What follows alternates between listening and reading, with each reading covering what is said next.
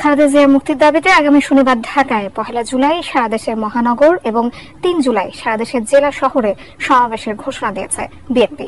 বুধবার সকালে নয়াপল্টনের যৌথ সভা শেষে এই কর্মসূচির ঘোষণা করেন বিএনপি মহাসচিব মির্জা ফখরুল ইসলাম আলমগীর। বলেন, খালেদা জিয়া গুরুতর অসুস্থ, যে কোনো সময় তার জীবনহানি হতে পারে। এমন মামলায় অন্যরা মুক্তি পেলেও আদালতের দোহাই দিয়ে বিএনপি চেয়ারপারসনকে উন্নত চিকিৎসা থেকে বঞ্চিত করা হচ্ছে। খালেদা জিয়া সামনে আসলে আওয়ামী লীগের ক্ষমতায় থাকা সম্ভব হবে না দাবি করে ফখরুল জানান, তার মুক্তি এখন বিএনপির একমাত্র লক্ষ্য। এ সময় রাজধানীর ইউনাইটেড হাসপাতালে খালেদা জিয়ার চিকিৎসার সহযোগিতা না পাওয়ার বিষয়টি নিয়ে ক্ষোভ প্রকাশ করেন মির্জা ফখরুল।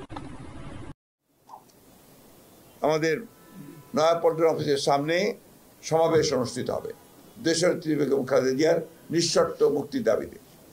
এটা হচ্ছে আপনার 29শে জুন।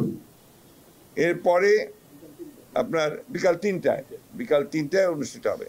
এরপরে হচ্ছে আপনার সারা দেশের মহানগরগুলোতে, সেখানে সোমবার, যেটা হচ্ছে 1 তারিখ 1 জুলাই মহানগরগুলোতে এই সমাবেশ, দেশনেত্রী মুক্তির দাবিতে সমাবেশ অনুষ্ঠিত হবে। এরপরে হচ্ছে 3 তারিখে সারা দেশের জেলা সদরগুলোতে তার মুক্তির দাবিতে সমাবেশ অনুষ্ঠিত হবে। আমরা আশা করব যে আপনাদের মাধ্যমে এটা সমগ্র জনগণের মধ্যে পৌঁছে যাবে এই প্রোগ্রাম কর্মসূচি, এবং আমরা এটাও প্রত্যাশা করব জনগণের কাছে যে জনগণ যেন তাদের প্রিয় নেত্রী দেশনেত্রী বেগম খালেদা জিয়াকে তার প্রাণ রক্ষা করা, তাকে মুক্ত বাতাসে রাজনীতি করার সুযোগ সৃষ্টি করে দেওয়ার জন্য তারা আপ্রাণ চেষ্টা করবে এবং তারা আন্দোলনে ঝাঁপিয়ে পড়বে।